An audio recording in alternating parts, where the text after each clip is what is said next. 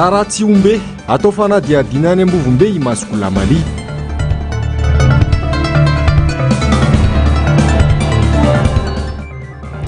Raha rahampirenena ahina hiteraka korotana ny kisary misy.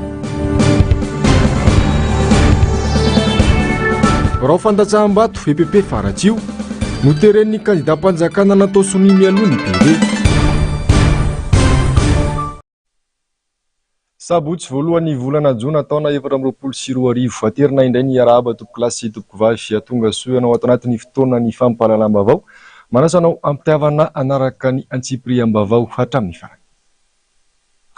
Miantso ny vahoaka ho toy ny kandidat ny firaisankina ao Atsiroano Mandidy manoloana ny fahamaizan'ny Braony SRMV any an-toerana tokony tsy ampiova ny fironam-bokatra sy ny voka-pifidianana vonjomaika izay voka eo iny fahamaizana iny ho kosa ny fanazavana nentin'ny kandidat tsy miankina iray any an-toerana tafatsangana androany kosa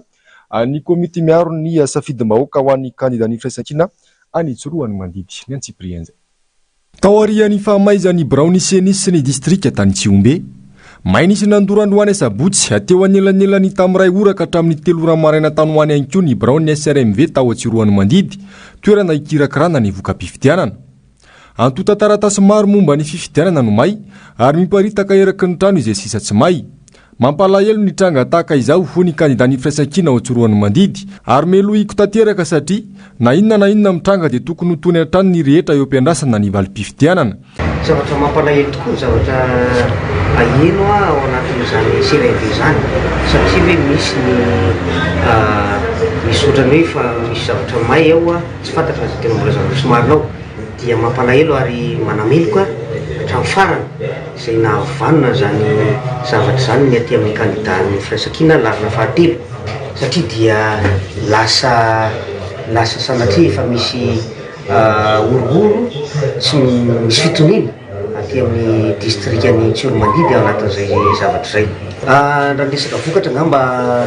mino aho fa samy manana ny PV réel daholo ny kandidat rehetra ka raha misy zavatra hoe fahabangana ao anatin'ny SRMV mino aho fa ny kandidat rehetra dia samy manana ny PV ary azo atao tsara ny karazana fampitana na ny atao hoe confrontation ao anatin'izay ahitana ny marina hoe iza marina ny manana vato iza no tokony manana satria raha fahitana amin'ny raha PV anay aty zao dia izay dia des opposition marina faharoa ao anatin'ny filarina ka mino aho fa tokony hoajaina ny demokrasia sy vato rehefa vita amin'ny fampitana. Nanionevany mikasika ity tranga ity ihany koa ny kandidat Arson Raoul John kandidat tsy miankina ao Atsiroano Mandidy. Nahoana manameloka amin'izao fihetsika tsy sehony zavatra mitranga eto amin'ny Atsiroano Mandidy izao tena anasomba-bahoaka anankiray fa anankiray koa maha-kandidat mifaninana dia veriko fa tsy tokony toe-tsaina entina anaovana izany fifanina izany raha ohatra ka misy itsakilany nefany dia taitaina ny vahoaka satria mazava ny safidim-bahoaka tamin'ity mitoraka ity ary tsy sanasanana ka miantso antsika hitony mba tsy ho taitra fa ho vonona mandrakariana afamitana ny adidy manandrifitsika vahoaka tsisy aleny tsao ilazana fa toy izao fa miandra izay fanambarana ofisialy tsika rehetrarehetra satria veriko fa tsy anova faniriana tsy anova ny fanatanterahana fifidianana toe-javatra ohatran'izao miraviana zany dia vita soa ny fifidianana teto amin'ny distrika Atsiroano Mandidy fa tsy hoe misy ny toe-javatra ohatr'izao dia miteraka fiovanjavatra rehefa voafaritra. Tamin'ny valora mahery vao tonga teny an-toerana nijery ny zava-nisy ny ministra ny zandarmerie-pirenena. Tsy navela niditra sy nanao ny angom-baovao ankahalalana kosa ny mpanao gazety tamin'ny fotoana nitrangan'ny loza. Tamin'ny 12 ora kosa vao niresaka tamin'ny mpanao gazety mikasika ity tranga ity ireo manam-pahefana. Nilaza nitafika emo anaty fa tsy maintsy andraisana fepetra izay ao ambadika izao tranga izao dia ny tany Tsiombe sy ny tany Atsiroano Mandidy. Tafatsangana ny tolakandro teo kosa ny komity miaro ny safidim-bahoaka ho an'ny vondry ny firaisankina ao amin'ny distrika ny Atsiroano Mandidy. Fanampahafantatra tamin'ny alalan'ny horonan-tsary atao amin'ny pejiny amin'ny tambazotra serasera ny kandidat sady solomavam-bahoaka any Tsiombe Masikolamali fa tonga tao amin'ny mpitandro ny filaminana ny tolakandro teo nakazy. Atao fanadiadiana any Ambovombe ny tena nandra ny voalaza ary inona fa mety hisy ifandraisany amin'ilay raharaha maizan'ny Biraony Seny sy ny distrika tany Tsiombe no antony izao hazava mitranga izao. Nanasikafona ireo endrika tsy fanaran-dalàna sy fangalaram-bato niseho tany Tsiombe nandritra iny fifidianana iny moa ity solombavam-bahoaka no sady kandida atao Tsiombe ity. Andrasana ny hotoy ny vaovao. Fahataratasy firaketana an-tsoratry ny valim-pifidianana na PV misa 3 no tsy hita atao amin'ny Seny androany raha nikasany anao fampitahana PV teny Alarobia ireo mpanohana ny kandida ny firaisan-kina feno Ralambo Manana. Tery ny elanelam-bato eo amin'ny kandida ny firaisan-kina sy ny Irmara satria anamafisy ny kandida ny firaisan-kina fanangala-bato ka nanabotsina ny isam-bato azony tamin'ny PV. Ny Irmara raha toka arivo latsaka kely no tokony ho elanelam-batony ireo. Yasinandria Malala sy mbola avatsara. Tsy afaka nanao fampitahana ny taratasy firaketana an-tsoratra ny vokam-pifidianana na ny confrontation de PV araka ny tokony ho izy ny kandida ny firaisan-kina ao amin'ny boriboritany fahatelo feno Ralambo Manana raha tonga teny amin'ny Seny androany tolakandro. Tsy ny PV any firaisan-kina ireriany no nentina teny amin'ny Seny androany afananampy any feno Ralambo Manana ny kandida Gasikara Fenso ny avy amin'ny kolektif ary ny kandida Papatsilavo. Samy mitondra PV ny avy ireo solitena ny kandida ireo mba ampitana ny vokam-pifidianana voarain'ny Seny amin'ny alalan'ny PV kanefa tsy hita atao amin'ny Seny ireo PV mirakitra ny vokam-pifidianana atao amin'ny birao fandatsaham-bato nentina nangalaram-bato ho ny kandida feno Ralambo Manana. Ny maître zay dia eto dia io anomaly io dia tena misy vato mihoatra 300 anankiray ireo PV tsity ireo misy ao anatin'ny PV tsity io dia ho an'ny kandida ilay misy kandida tonga dia mahazo 300 mihoatra. Raha ohatra hoe izy 343 ilay vato dia nampina 3 eo aloha dia lasa 343. Misy koa anankiray izay ohatra hoe ohatra zao hoe 36 vaton'ilay kandida dia lasa nampiny 1 eo aloha dia lasa 136. Dia misy koa anankiray hoe 40 dia nampiny 1 eo alohana dia lasa 140. Reo dia io soavinandrino. Le faharoa le akazo mangandraharo tokony ho 43 izy dia nataony 343. Zay tena reo PV anankitelo reo tsy hita amin'ny Seny reo hidetektenay hoe misy andray fangalarana reo zany. Dia miandry ny Seny zay moa nametraka fanontaniana tamin'ny Seny zay hoe ahoana tokony ataonay dia mivalitenin'ny Seny hoe hitady izy. Tena ohatran'ny valiteny somary manahirana anay ihany zany hoe zay ny teny hoe zay kandida reto dia manana an'ireo PV reo ka tsy afaka raisinareo ve zany fa tsy maintsy le hoe le anareo Seny ihany no raisina. Dia teo moa zany dia misalasala valiteny izy mbola tsy nahazo valiny zay fa eto dia misarika ny mponina amin'ny boriboritany fahatelo misintona sainy vahoaka amin'ny boriboritany fahatelo aoko tsy tijoro hiady amin'ny fahamarinana. Tia mandresy ahako fa tsy ilay mandresy ny zava-dehibe fa ilay fangalarana mihitsy ny tsy atianay. Ary izany mahatonga ny solitenana kandida eto amin'ny Seny miaraka amin'ny joro amin'ny tenanay ilay fomba fanaovana politika ilay mamilivily ny safidim-bahoaka ohatr'izao mbola hijoroanay hatramin'izao hoe tsy ny mandresy ny zava-dehibe fa ny fahamarinana. Oka ny fahamarinana no hivoaka. Rehefa tsy lany reto dia mahaiza mipetraka tsy lany fa tsy manodikodina ny safidim-bahoaka. Zay aoko tsika vonina mba hiaro an'izay fahamarinana izay vahoaka ny boriboritany fahatelo. Misaotra tsika. PV 3 zany no tsy hita atao amin'ny Seny hoy ny mpisolo vava. Kely anankifito nataonay satria tsy mitovy tamin'ny zay azonay taty aminay. Ampianay marianay tsara zany fa lenay sy ny kandida Gasikara Fenso tsy lavina kolektifa sy ny ambony rehetrarehetra zany fanaraka tsara amin'ny anay. Rehefa tonga tato amin'ny Seny zany zay ny anankefatra tamin'ireo koa dia mitovy tamin'ny any Seny. Ny olana mipetraka zany amin'izao fotoan'izao nefany tsy hita tato amin'ny Seny zany misy PV anankitelo zany sy tsy hita tato amin'ny Seny zany nefany reo dia mampiova zavatra be tabe mihitsy. Dia nraisiny tato amin'ny Seny moa zany zay dia mbola ho hita eo ny toeny fa mbola mitoy zany ny dinika sy ny fifandraisana amin'ny Seny zany momban'ireo mbola tsy hitareo. Mission manaraka zany ny zavatra tokony ataonay dia nanaiky ny CNI fa hiara-iasa aminay tady amin'ireo PVT ireo ilaza aminay izy alohan'ny amoahana ny résultat anjomaika dia hitatsika indray aloha zany mitoyany ny amin'izay. Larana faharoa nahazo salanisa 420 faingo 420 isanjato ny firaisakina ao amin'ny boribory-tany fahatelo raha toka 420 faingo 70 isanjato. Larana fahatelo ny kandida ny Irmary raha ny voka-pifidianana Vonjimaika nivoaka. Izay ny vaovao avy eny amin'ny boribory-tany fahatelo fa hivadika ny faratsikosa isika amin'ireto vaovao manaraka ireto. Ilainanao ny tsy mety indray no milaza fa hitory satria resy isan'ny zavatra mahagaga ny mponina ny faratsio izany amin'izao fotoana izao. Mitomo ny fijoroana vavolombelona manoloana ny fihetsiky ny kandidam-panjakana tao faratsio any andro ny fifidianana solomam-bahoaka ny alarobia lasa teo. Jeromanjanary sy tahiriny. Betsaka ireo tsy fanjalinany seho taty faratsio ny androm-pifidianana. Nanjaka ohatra Andramataora. Isan'ny aran'izany ireo mpikambana tamina Borofandatsaham-Bato teto amin'ny EPP faratsio. Raha ny fanadiadiana dia tonga hatramin'ny fanerena anasonisy taratasy fireketana antsoratra fotsy na PV vierge. Voalaza fa kandida akaiky ny mpitondra no nanao izany araka ny fitantaran'ireo nanatry maso. Tamin'ny Nora Maraina sokatra ny biro-pifidianana dia voatonga ny tamin'ny Nora Maraina dia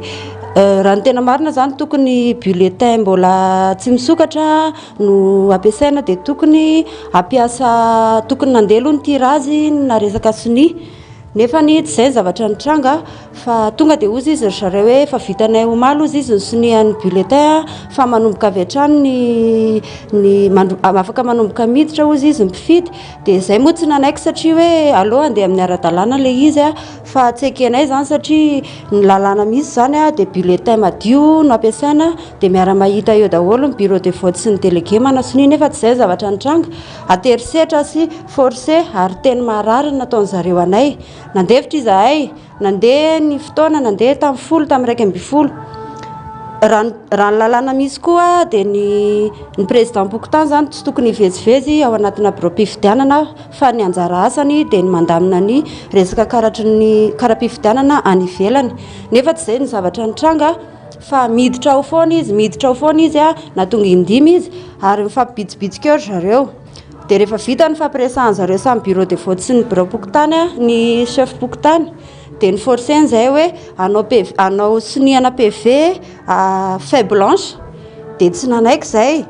dia rehefa tsy nanaiky moa zay dia ozy izy hoe eny ary zay tianay atao eto ozy izy zany rehefa tsy manaiky nareo fa narapitso amin'ny 5 maraina za ozy izy vao vita amin'ny PV dia miaritra eo nareo dia tsy haiko fa nikitiany daholo le taratasy tao dia nandeha ny PV an'zareo nefa ny biro-pifidianana mbola tsy midy satria tokony amin'ny 5 biro vao midy dia zay vao tokony hanomboka PV nefa n'le izy efa nataony melohan'ny fotoana. Eny tompoko Madame Lalatina tonga tao tamin'ny 12 sasany atoandro tondra olona maromaro izy hoe hifidy ao anatina bureau de vote-nay. Rehefa tsy nanaiky ny ankizy dia ozy izy hoe na manaiky nareo na tsy manaiky ozy izy zay efa nisy ny ACC ozy izy dia tsy maintsy tanterahana zavatra tianay atao. Ny olona noentiny tsy tafiditra ao anaty listim-pifidianana ary tsy mitondra kara-panondro nefa mitondra kara-pifidianana. Tao anatin'le bureau de vote nisy anay zany narary tampoka le président bureau de vote dia nosoloan'ny président Bokotany dia io olona manasolo anazy io dia olona pour Lalatina 100% dia nandeha fifidianana dia ohatran'izay tiany zareo atao zany no natao tao anatin'le bureau de vote zany to. Misy olona tsy manana-karatra nefa manavelany zareo mifidy dia le président Bokotany vezivezy eo foana zany. Teo an-tamin'ny folo teo ny kandida Lalatina tonga tao tonga nandatsabato dia nitondra olona maromaro eny izy tsy haiko hoe avaizy ireny na avaizy fa zavatra nisy aloha dia ny zareo saika ampifidianany le olona tao satria zareo tsy nitondra kara-panondro fa kara-pifidianana fotsiny nentiny tao. Zay moa tsy nanaiky hatramin'ny farany satria efa reny tamin'ny vaovao TVM sy ny sisa hoe zay olona tsy mitondra kara-panondro fa namana kara-pifidianana azy izy tsy mahazo fidy. Lalatina tonga tao dia nitsofoka tao anaty salle haina ahitanay anazy dia mivoaka izy dia ohatra nanao gazety teo atsinanany salle teo izy nanao gazety dia misy ankizy aloha le mamakimaky baiboly sy mijery telefôna dia teneniny hoe asa makamaka sary eo izy fa fao izy sary igny te gadragadra foana zay zavatra teneniny dia izay ihany zavatra tateo velany tompoko tsara ny manamarika fa isan'ireo biro fandatsaham-bato nitaria ny kandida miaraka amin'ny fitondrana teto Faratsio ireo biro fandatsaham-bato ireo tsy anaiky fa hijoro hatramin'ny farany ireo vahoaka ovy-nanono manoloana ny fikasan'ny kandida-mpanjakana anodina ny safidin'izy ireo tamin'ny fifidianana solombavam-bahoaka teo fa fifidianana malalaka tsy misosoka no natao tany an-toerana raha ny nambaran'izy ireo ny antsiprian'izay ny aliny alarobina naovana ny latsabato dia nilaza ilalatiana Rakotondrazafy kandida akaiky ny fintondrana tao amin'ny pejiny facebookiny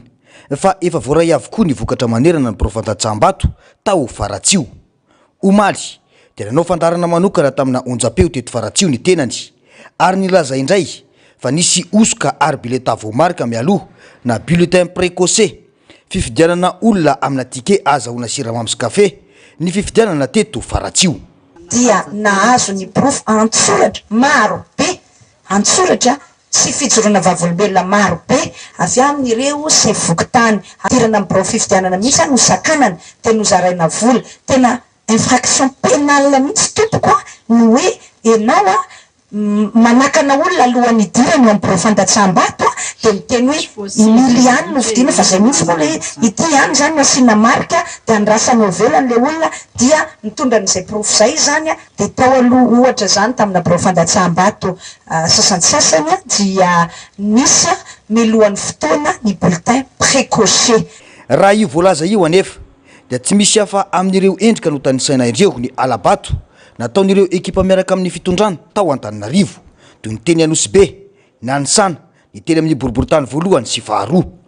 fomba fiadiny ekipa ny fitondrana manao osoka amina fifidianana no nolazaina fa natao ny kandida natolotry ny firaisan-kina teto Faratsio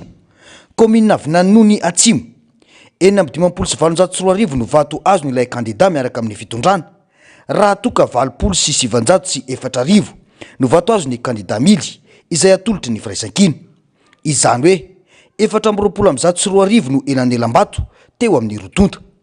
ity komina ity no voalaza fa nisy korontana sy osoka ka itaky ny kandida akaiky ny fitondrana fanafoanana ireo vokatra milaza fa tsy anaiky fa hijoratra amin'ny farany anefa ny mponina eto Vinanony manoloana ny fikasana anodina na anafoana ny safidin'izy ireo teto amin'ny commune Vinanony tena lamina fifidianana tsy nisy fizarazarana zany hoe akantsiany zany fa tena lamina nandresy teto milo ambony vato mily menjanary ary zany atao hoe mitsiasika ny hoe bulletin hafahafa zany dia tsy nisy zany tao ary ny raha malala zany fa nisokafany membre ny bureau de vote zany tamin'ny fomba ofisialy niaraka tamin'ireo président mifokotany niarana hita fa nadio tsisy ninina tao anatin'ny irina alohany anaovana ny fandatsaham-bato raha vonivony birao dia nisokafana pabe maso ny irina andeha somatsara nandroso ny fifidianana tsy nisy nanelingelina mazava ho azy fa ny tena ny tompona andraikitra tao hatramin'ny farany nadina ankarahara tsy nisy bilta akoatra ny tao zay nanelingelina tao fa dia bilta tokana zay raha-mpanjakana ny taonarany tao aminay fokotany nambero tsara moa dia aloha no hitako fa za tao tsy niala tao pahariva pahara nanomboka tamin'ny enina fa tsisy ninina aloha tao fa nizotra tsara pilaminana ny fifidianana tao ary mpifidy tsisy hoe nikorotany za fa samy mandeha milahatra tsirairay izy dia miditra ny trano dia mivoaka miditra ny trano dia mivoaka rehefa vita ny asa zay aloha ny anay tao ary tsisy nielingelina tao ianao ve nifidy tamin'ny fotoana io mifidy tsara mihitsy dia raha ny voalaza hoe misy misy olona misakana ty ambavahady alohan'ny idiranao anatin'ny bureau de vote dia mibitsibitsika hoe fidio ny candidat numéro 3 manao ozy zavatra ino tsy nisy an'izay tao zarana zavatra tsy nisy nizara zavatra tao na dia mofo tapa mofo ray aza tsy nisy aminao zany nalalaka ny fifidianana teto nalalaka tsara mihitsy ny anay tao ary mizotra mpifidianana ampilaminana tsara zany hoe tena safidim-bahoaka aminao no tena nivoaka safidim-bahoaka tsara no tena mivoaka tao satria tao ireo membre niasa tao amin'ny bureau de vote zany dia sokafana ofisialy vatahirina na ariary apabe maso akariary hoe iny izy iny fa hifiditsika menakavy dia nafanaraka tsakany sy andavany hatramin'ny voalohany raha nizotra mpifidianana tao ambomaso voalohany misy an'ilay resaka mandeha bulletin précoce efa azo taty ivelany na ampidirina tao anaty urne manahoana zay zavatra zay. Zavatra tsy marina zany tompoko fa tena afaka maneho safidy malalaka any tsirairay avy mifidy zitiny tsy misy akiteritery na hoe zavatra samihafa fa dia naneho safidy ny vahoaka. Fa tamin'ny telo mbola milahatra ny olona fa tao zany dia tsy nahitako nininina mihitsy aloha fa tonga dia mifidy zay zany zay tsy zazafy anisan'ny malaisotra zao foana dia ny voatin'ny tsarazafy anisan'ny malaisotra foana ny voatin'ny tsarazafy za mihitsy malaisotra dia safidy zany no foanana fa ny azy elany eo propagande aloha samy mizatra tamin'ny propagande fa za aloha tsy nahita ny arivan'iny fa nizota mpilaminana fifidianana ty tsarazafy aloha ka raha tsarazafy no foanana ohatra mba malahelo kosa aloha rebrebena fotsiny zany zay zany ny tena marina. Raha neny aminay aloha dia mba malahelo ny tena ary anisan'ny hiaro an'izany satria nosafidina ilay izy tsy tsisy nitambazana fa mijery ny propagande ianao eny amin'ny an-tany eny dia mba mijery izy mety lany eritreritry ny tena dia mba hisafidy nefa hisafidy ko maninona raha zay nataonko mana raha tsy nasiana fifidianana fa tonga dia mifanana hoe loranina no apetraka dia tonga dia tsy nasiana fa tsy nirebirebena ny vahoaka. Eny ary aty amin'ny fokontany mananety vohitra indray no misy anay amin'izao fotoana izao manoloana indrindra izay hoe savorovoro manodidina ny voka-pifidianana sy ny fifidianana ety amin'ny commune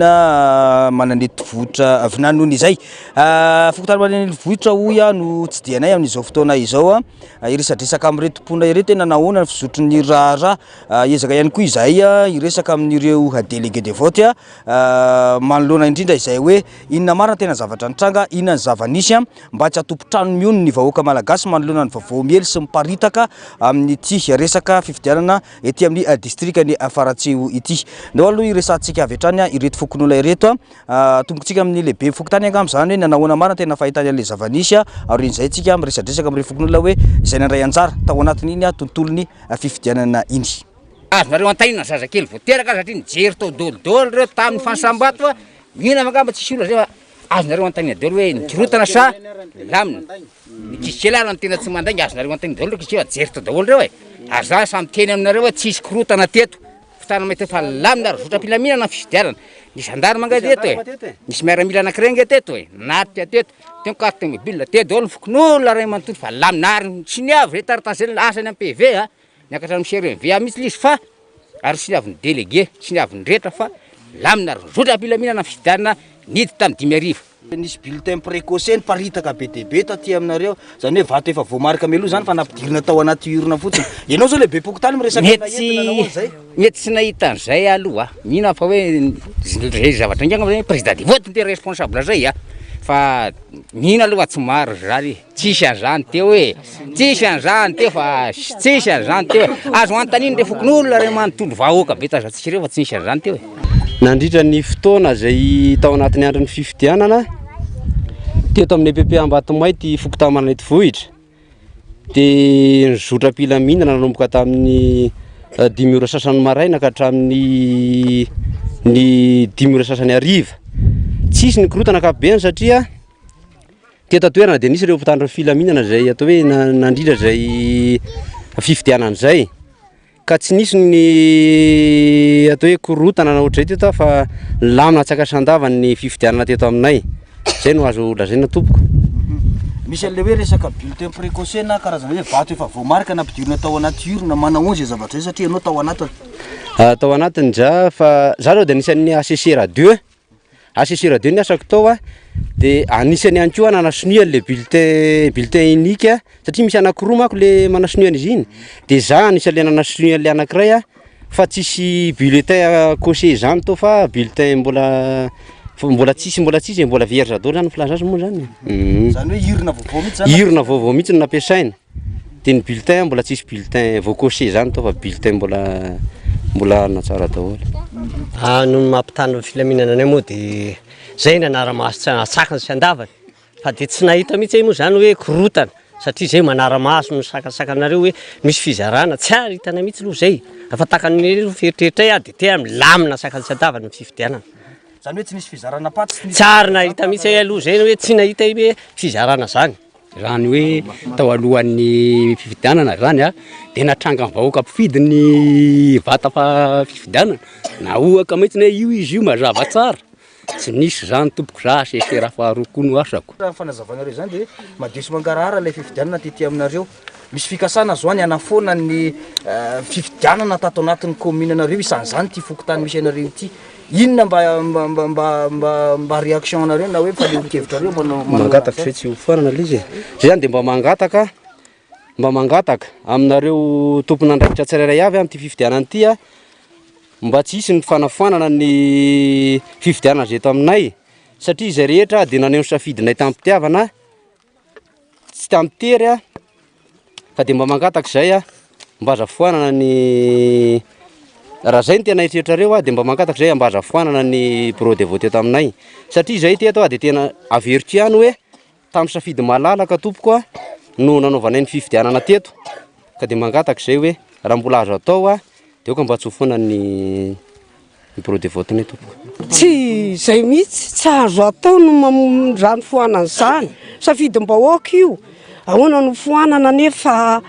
natao ny safidy tsy natao olona anankiray fa natao ny kandida telo tao dia niditra tao amin'ny trano fanaovana an'ilay izy dia mandeha tsikelikely ahoana no foanana nanao safidy ny olona matoa natao ankitelo reo dia reo ny saina arak'izay nandanan'ilay arak'ilay hoe anao mangarahara dia ahoana ange fa dia zay fenonareo sy fandraisanareo azy zay mba olona hoe mitsarinareo ve 5 taona nefa mba hanehoanay hitondranay anjara boriky andraisana fanapahan-kevitra hitondrana n'ity raharaham-pirenena ity dikan'izany zany dia hoe le vahoaka mihitsy mive zany nefa tsisy dikany eo anatrehanareo raha hofoananareo io mangataka zahay a aza mikitikitika mihitsy nareo hofoanana amin'ny bureau de vote anay satria izao safidy io kandida raha ohatra iray ny kandida inona moa no teneniny fa kandida telo amin'ny mafifidianana azy dia hoe misy miaraka an'indray misy miaraka an'indray misy miaraka an'indray dia ao anatin'izay tsy maintsy hoe misy ny kely misy mibetsaka misy ny ambony mibetsaka dia eto a ny tiako tenena zany dia hoe ifanafanana ny bureau de vote io dia tsy ekena mihitsy satria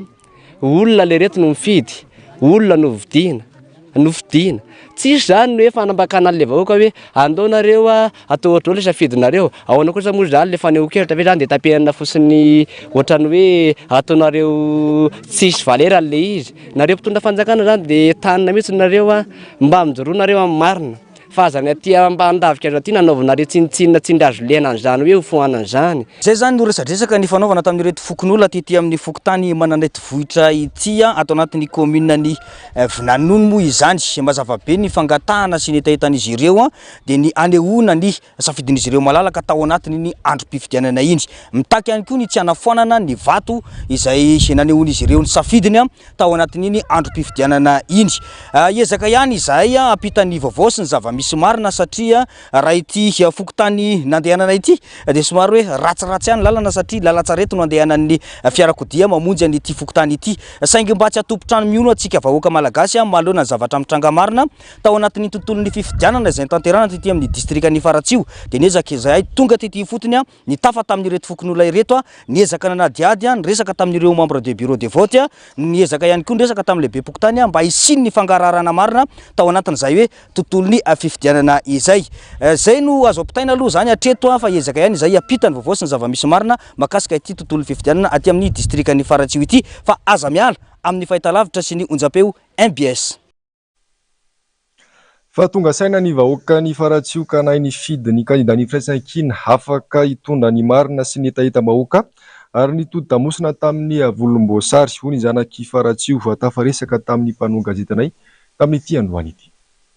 Tsy hitondra filaminana ao Faratsiho ny letrezana ataon'ny Ramatoa Lalatina Henriette Rakotondrazafy kandida akaiky ny mpitondra. Tsy ny ao Faratsiho ihany fa tsy hitondra filaminana ho an'ny Madagasikara ihany koa ny fisisihana hibata fandresena ataon'ireo kandida ny volomboasary ka mampihitsana ny kandida ny firaisan-kina. Tsy mitondra filaminana ao Faratsiho manokana satria ireo vahoaka amin'ny Faratsiho ireo ane ka tena hiaro ny vatony tena hiaro ny vatony satria nametraka ny olona anankiray azy tiany hitondra ny district amin'ny Faratsiho ary atopisany hitondra fampandrosoana hitondra ny etaetany tsy anaiky an'izany vahoaka amin'ny Faratsiho tsy mivahoaka amin'ny Faratsiho irery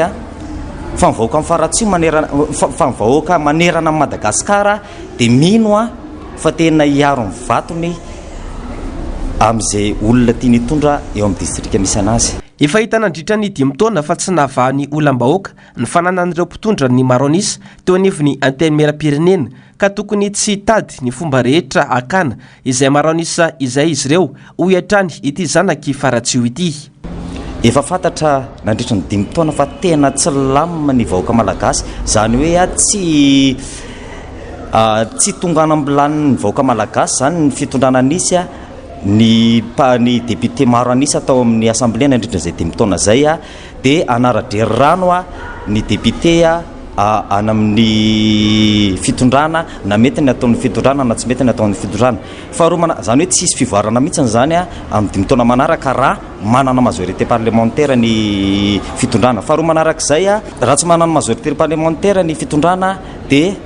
mitovitovy zany nisa ho an'ny mpanohatra sy ny fitondrana. Izany hoe tena hiasa mafy amin'izay ny gouvernement sy ny fitondrana misy satria ipresy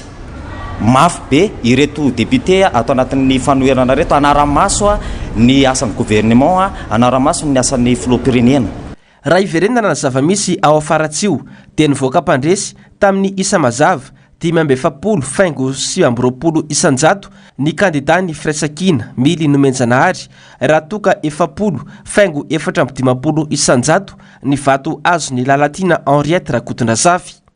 2 arivo mahery ny elanelam-baton'izy ireo raha ny voka-pifidianana Vonjimaika navoaka ny SRMV ao Faratsio. Tsy nazaka io fareseny io moa ny kandida akaiky ny fitondrana ity akalaza fa ametraka fitoriana ena fitsarana avo momba lalam-panorenana. Arak'izany dia nivoaka ny maraina teo ny vokatra Vonjimaika tao amin'ny distrika ny Farantsio anambara ny teo anivon'ny SED noho izany fa ny kandida natolotry ny Firaisankina no nivoaka mpandresy raha ny vokatra Vonjimaika. Nitangorona ny olona moa nikizeny ity kandida ity raha vao vata nivoaka io vokatra io. Azero Manimenjanahary sy tahiriny. 407 isanjato no vato azo ny kandida mitondra lalana voalohany ho an'ny teto Faratsio. 420 isanjato no azo ny kandida lalana faharoa Lalatina Rakotondrazafy. Raha toa ka 570 isanjato kosa no azo ny kandida atolotry ny Firaisankina Ramilson Nomenjanahary na Emily. Io no vokatra navoaka ny rantsany Seny ao amin'ny distrika Faratsio na ny SED ny maraina teo. Izany hoe Emily no nivoaka ho mpandresy teto Faratsio. Vahoaka maro no tonga teto amin'ny QG Firaisankina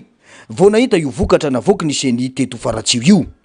Ny tafa tamin'izy ireo no izanjy ny solombavam-bahoaka Mily ary nanamafy ny vokatra navoaka ny SED ary nisaotra ny vahoaka teto Faratsio. Raha fitinina ny vokatra nanerana ny distrika amin'ny Faratsio amin'ireo commune sivy dia sahala amin'izao. Nisa mpifidy voasoratra anarana zany hoe mpifidy rehetra ato anatin'ny distrika amin'ny Faratsio dia 520 sy 2,000 sy rahetsy. 520 sy 2,000 sy rahetsy zay tsika mpifidy aloha. Ny isan'ny mpifidy tonga nandatsabato dia 720 sy 700 sy 2,000 sy 5 alina. 720 sy 700 sy 2,000 sy 5 alina zay ny salanisa-pahavitrentsika ny fidy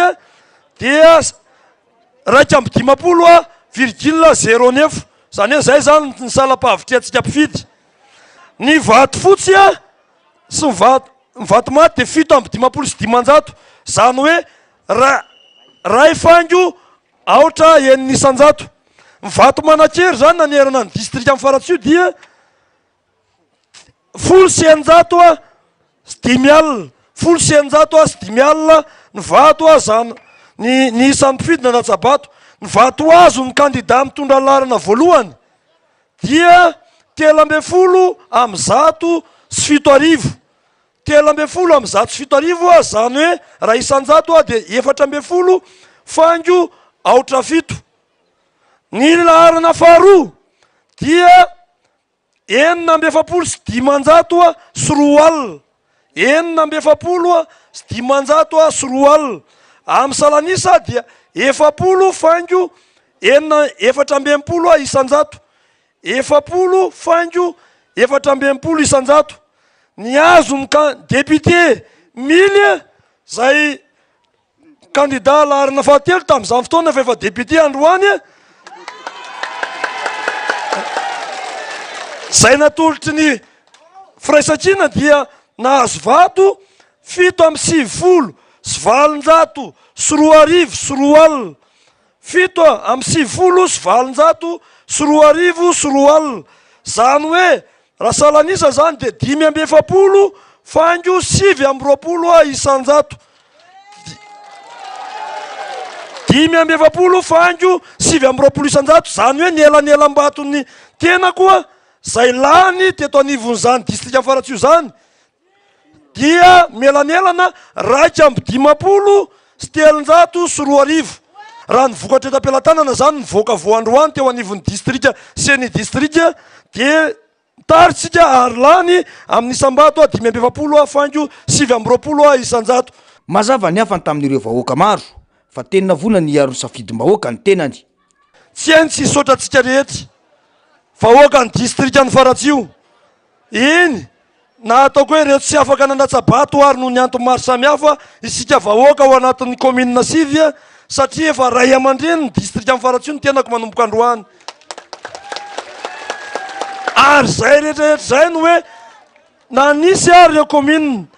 na misy ary ireo commune zay natao hoe latsaka nisy commune telo teo ary ny commune enina nametraka an'izay dia zay le azakazaka zay le fifidianana zay tsy maintsy misy ny resy ary tsy maintsy misy ny maharesy ary zay ny zahantsika hoe apita hoe fisaorana ho antsika rehetrarehetra satria zava-dehibe zany hoe fahafahantsika vahoaka nametraka amin'ny fitokisana tamin'ny tenako ary de raisina tanandroa ny atao hoe zany fakasitahana atao antsika aminareo vahoaka zany na de hoe mbola vokatra teto anivon'ny distrika ary zany de zay no isaorana antsika rehetrarehetra tsy akanavaka na avy amin'ireo commune sivy na ireo komity mpanohana na isika rehetrarehetra mpifidy zay nametraka ny safidy tamin'ny tenako de na reo tsy nifidy ihany koa de isaorana be dehibe satria zay le safidy zay le fifidianana tany amintsika vahoaka iny ary zay le hoe vahoaka mandinika ny vahoaka ny Faratsio fa tsy vahoaka madinika vahoaka feno aravona sy velom-panantenana no tazana teto Faratsio androany fifandraisana ampo amin'ny député mily no fihetsika tazana tamin'ireo vahoaka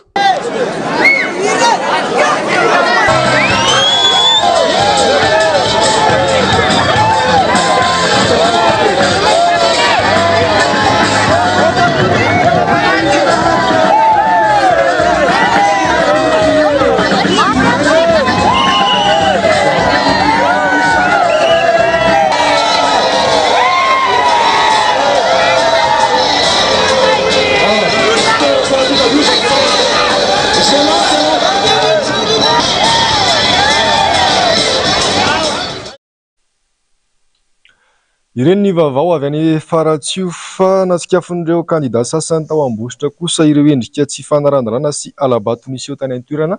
nandritra ny androm-pifidianana atao amin'ny commune Antoetra Zafimaniry no tena nahitana izany hoy izy ireo ka takina ny anafoanana ny vokam-pifidianana any amin'io toerana io Nentsiprianzay ny ray feo vary mitaky ny anafoanana ny vokam-pifidianana atao amin'ny commune Antoetra Zafimaniry sy distrika Anambositra ny kandida laharana fahatelo fa 4 ary fa 5 any Ambositra nambaran'izy ireo fa nisy endrika tsy fanaran-dalàna miendrika alabato nisy eo tao amin'ny rehefa manankina ny PV moa zany ny ato amin'ny senia dia tamin'ny ariva tamin'ny sivy nahazo antso fa ao amin'ny commune Antoetra Zafimaniry dia misy bureau de vote tsy dadisona amin'ny ohatra ny 20 angambany izay raha tsy diso dia nisy antso tonga taty amiko hoe misy zavatra tsy normal aeto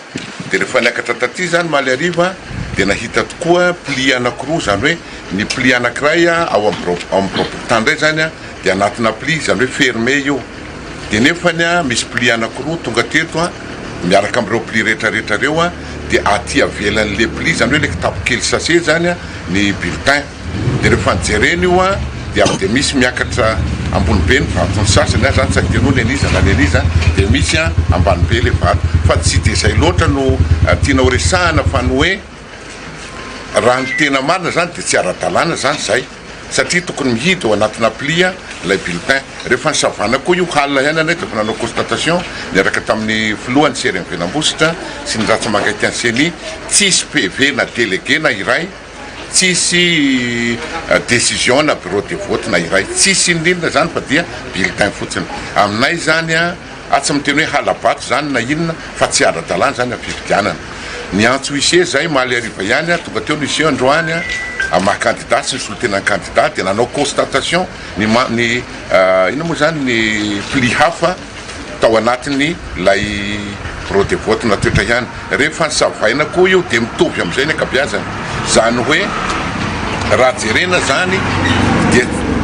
toto be le izy ary signaturana olona tokana ny akabiazany ao aminay halabato zany ary tsy manaraka n'izy zany ka eto zany atanke candidat miaraka amin'irety solotena tsy misible candidat nay fa rehefa tsy ara-dalàna dia tsy ara-dalàna ka tsy mety ary tena angatahako ho an'ny tompona andraikitra ny senia na ho an'izay tompona andraikitra tena foanana ilay fifidianana tany atoetra satria tsy mety ary tsy ara-dalàna. Milaza ny tsy anaiky mora ary anaraka akaiky hatramin'ny farany izay mety ho foronam-bokatra any amin'ny komuna io ireto candidat any Ambositra ireto. Nizotra ampilaminana ny fifidianana solomam-bahoaka tamin'ny ankapobeny anady teo aza ny tsy fanaran-dalàna maro hita ho ny safidy. Ampanaramaso ny fifidianana iray ihany koa no nisy nikasitanana nandritra ny andron'ny Latsabato. Ny tomboko ny taham-pandraisana anjara ny mpifidy tamin'ny fifidianana solomam-bahoaka farany teo raha noharina tamin'ny fifidianana solomam-bahoaka tamin'ny taona 2024. Ireo no tena nisongadina tamin'ny tatitra savaranando nataon'ny safidy nandritra ny fifidianana farany teo. Fananjavana. Ny tombo ny taham-pandraisana anjara ny mpifidy raha noharina tamin'ny fifidianana solomam-bahoaka tamin'ny 2024 raha nitatitra savaranando navoaka ny fiarahamonim-pirenena safidy androany.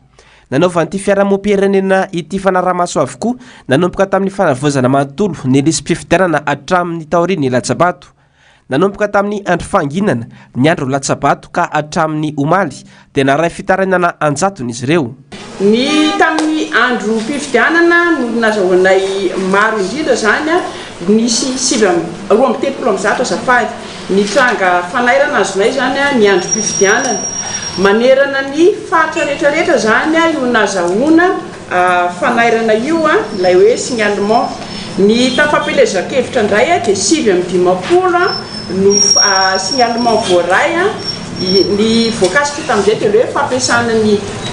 fitaovam-panjakana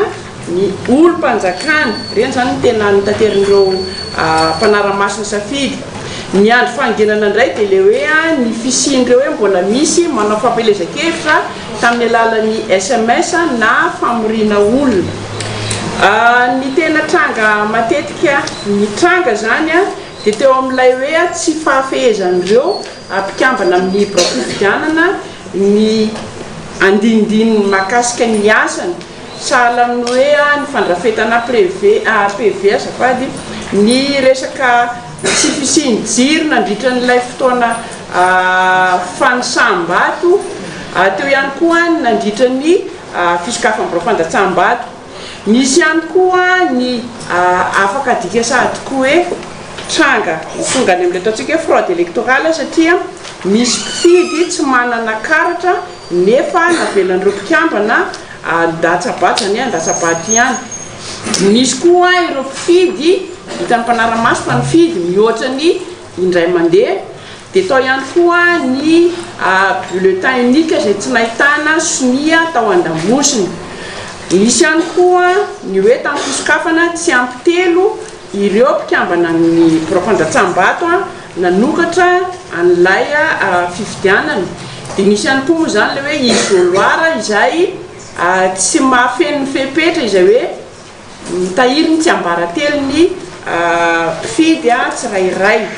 Anisan'ny nanamarika ny fanaramaso nataon'ny safidy ihany koa ny fikasia tanana niatra tamin'ny mpanaramaso iray atany amin'ny bureau fandatsambato iray raha nitatitra hatrany. Misy ny mbola eny ampelantanan'ireo rafi-panjakana any amin'ny fitsarana amin'izao tsika miteny zao satria nisy trangana fikasia tanana mihitsy zany natao an'ireo mpanaramaso dia any amin'ny fitsarana zany ny raharaha mahakasika an'izay. Ny any amin'ny SRMV kosa ny matetika misy dia le hoe tsy famelana an'ireo mpanaramaso hiditra na hoe tsy famelana ohatrany hoe misy fanakatsakana. Ny ataonay amin'ireny dia mampahafantatra hatrany voalohany indrindra ny seni an'ilay tranga misy dia eo amin'izay no hitondrana ndraiky hoe ny toromarika avy any amin'ny senia hiatrenany raha ohatra ka mahakasika an'ilay resaka hoe any amin'ireo mpikarakara ny fifidianana no misy an'le ohatra ny hoe misy olana madinidinika raha ohatra ndray izy ka tranga hafa dia ny tsy maintsy eo any mijery indray le hoe fomba fiarovana zany ireo mpanara-maso ny safidy. Ny zotra tampilaminana ny fifidianana na dia tao anatiny tsy fanaran-dalàna azy ho hiatrany safidy. Mizotra tao anatin'ny filaminana ny androm-pifidianana na dia misy fifandonana sy tsy fanarahan-dalàna aza nanamarika izany. Marihana fa ny mafin'izany fifandonana izany dia niovaova karakaraka ny toerana.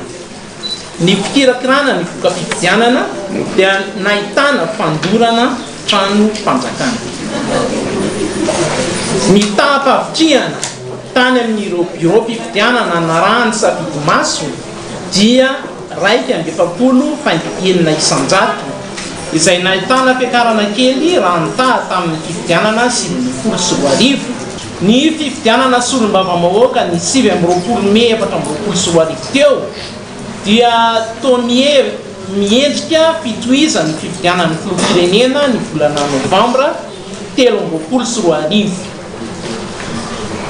mampiavaka ny tontolo politika malagasy ny fiforohanan'ny fiarahamitantana eo amin'ny antoko lehibe.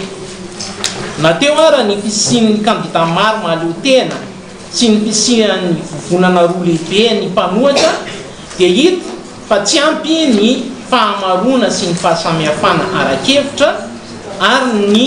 rian-kevitra nandritra ny fampielezan-kevitra. Mitoetra hatrany ny tsy fahatomombanana sy ny tsy firindrana ary ny fahabangana eo amin'ny lafin'ny lalàna sy ny tontolony. Anisan'izany ny tsy fampiarana ny fepetra momba ny mangarahara amin'ny famatsim-bola amin'ny fampielezan-kevitra sy ny tsy fisian'ny andinin-dalàna amin'ny fey ny fampielezan-kevitra mialohan'ny fifidianana. Fanampin'izay ny tsy famoahana miaraka ireo fanjakana mikasika ny fifidianana izay miteraka tsy fanarahan-dalàna ary nanjary miteraka teo amin'ny ropisehatra ary natonga ny tsy fitodiana lenta nandritra ny fanomanana fifidianana. Mbola isy moa ny taritra farany ataon'ny safidy aorian'ny fivoahan'ny valim-pifidianana ofisialy ataon'ny fitsarana avo momba lalam-panorenana. Vavaon'ny fanehoan-kevitra politika kosa indray tsy tsara ho an'ny firenena ny idira anaty krizy vavao na korotana indray kanefa raha ny kisary misy amin'izao ho ny mpandinika raharaham-pirenena na randrisy dia mety hotody amin'izany isika noho ny tsy fisian'ny fifampitokisana eo amin'ny mpitondra sy ny entina fototra iray ihany koa ny tsy fanajana ny lalàna velona ka lasa manome ohatra ratsy ho an'ny vahoaka izay tompo-pahefana. Ando miaratina sy Mateo Prince. Tsy misy intsony ny fifampitokisana eo amin'ny vahoaka sy ny mpitondra fanjakana amin'ny alalan'ireo rafitra mpikirakira ny fifidianana ka mitarika olana ara-piarahamonina samihafa amin'izao fiandrasana ny voka-pifidianana izao hoy ny fomba fijery ny mpandinika raharaham-pirenena. Ny fifidianana izay miverimberina isian'ny osoka sy ny izay tsy fanajana izay lalàna izay mahatonga ny olona lasa mitroatra satria ny olona lasa tsy mahatoky tsony satria raha misy ny vokatra atao hoe marisiny kandida anankiray dia mety ho lasa resy tampoka izy teoriana. Izy zao vao mijery ianao tambajotra vao eo misy namana zao tsy tonompo le toerana fa mahazo menazy sady izy hoe raha mihetsika ianao dia samborina. Zany zao ny zavatra efa misy amin'izao miteny zao. Zany ny publication taon'le namana ato. Mampalahelo zany satria ny tsy fatokisana ny senia, ny tsy fatokisana ny ACC, ny tsy fatokisana ny lalàna velona izay ny mahatonga n'olona mitroatra tokoa. Ny tarafana ireo endrika fantokan-dalàna samihafa ny fifidianana solom-bava-mahoaka farany teo ny fanazavana. Antony Raila zany fa mampanahy no avy ny firenena satria ny vahoaka topa-efana mihitsy efa mandray ndraiky amin'ny fiarovana ny safidiny. Ny verimberina ny izay tsy fandaran-dalàna zay ary raha mahita sy rahana mahafantatra ny atao hoe izay fanitsakitsana an'izay lalàna zay ary ny osoka be dia be izay rahantsika mahita koa satria tena misy ny osoka, misy ny fanerenan'ireo mpiasa-panjakana, fanerenan'ireo olona atao hoe tsy tokony anaovana zany propagande zany mandeha manao propagande eo ihany koa ny fampiasana fitaovam-panjakana anisan'ny tsy fanaran-dalàna daholo reny ary reny zavatra reny mahatonga ny olona lasa tezitra miteraka fahasorenana ataoko hoe na ho tonga tody amin'ny famoarany vokatra aza ny SCC dia mampanano ho avitsika satria ny lalàna mihitsy zay mame atsika amin'ny mahatany demokratika atsika sy amin'ny mahatany républicaine atsika mihitsy ny tsy ajaina dia ny vahoaka ny tsy maintsy ny vahoaka ny tompo fahefana ary iny mahatonga ny vahoaka mampiseho izy hoe anazy ny fahefana dia masaha izy manao an'io ary rehefa tonga amin'izay faratampony fahasorenana zay ny fiarahamonina dia ho tody amin'ny setrasetra sy herisetra nefa tsy tsara zay ho atsika fa tokony samy mezaka miverina amin'izay fanajana lalàna. Tsy tsara ho an'ny firenena malagasy ny dirana anaty krizy vaovao indray fa mila sorohana mialoha izany. Raha ny kisarisary misy anefa ankehitriny ho ihany ity mpandinika raharam-pirenena ity dia ina ny sina korontana noho ireo antony voalaza ireo. Raha ny kisarisarina vokam-pifidianana zany amin'izao dia nampiseho ny malagasy hoe misy ny atao hoe tsy fatokisana loatra ntsony ny fitondram-panjakana. Zany io sary miseho io. Zany tsy natao akory ny hoe edivana fa tokony hatonga saina ary aperitreritra ny rehetra hoe mandinika tsara mamakafaka sy mandray fepetra manoloana an'izany. Tsy io akory mbola navaona fananina indray koa mbola andeha hitarika korontana fa tokony manaika ny faresena raha misy ny faresena satria raha zao sarisary zao dia mampanaraka nambarako teo hoe mety hitarika korontana mety tonga hatrany amin'ny fanonganam-panjakana zany raha sanatria tsy maniry an'izany tsika tsy mikomy akory mampitarika ny olona an'izany fa raha ny kisarisary dia mampanaza ny rehetra zany. Mbola misy ny fotoana ary mbola tsy tara raha izao no irosa amin'ny fifampitiniana ny hery-velona rehetra eto amin'ny firenena hoy ny fanamafisana isorohana ireo zavatra ina mety iseho eto amin'ny firenena. Finiavana avy amin'ny fitondram-panjakana mihitsy no andrasana atanterahana izany.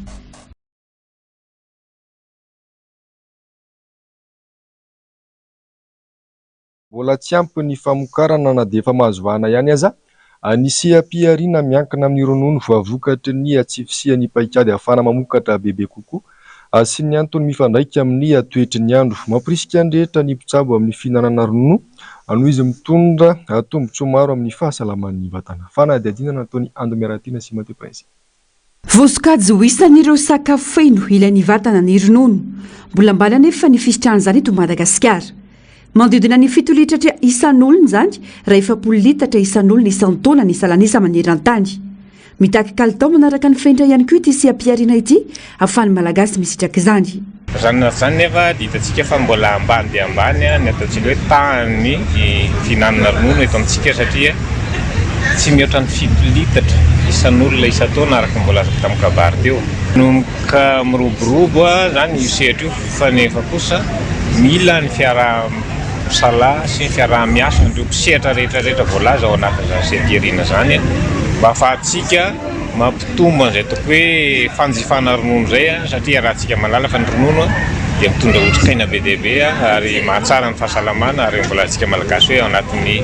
vatana salama sitana ny saina tomaty. Na dia maro azy ireo misehatra amin'ny sehampiariana miankina amin'ny ronono mbola tsy ampy ny famokarana eto Madagasikara. Olana iray ny fiovaovan'ny toetrandro sy ny tsy fisiana paikady ahafahana mamokatra betsaka.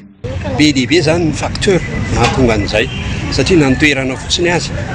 Ohatra zao dia antsika zao amin'ny resaka hoe problema ho an'ireo efa toerana efa mamokatra ronono problema klimatika efa hitanao efa misy impact amin'ilay izy satria ilay maina izy dia simba ny zavatra. Faharoa ny fanatsarana ny taranaka ny tsy mora satria tsika gasy rustique 2 à 3 litres par jour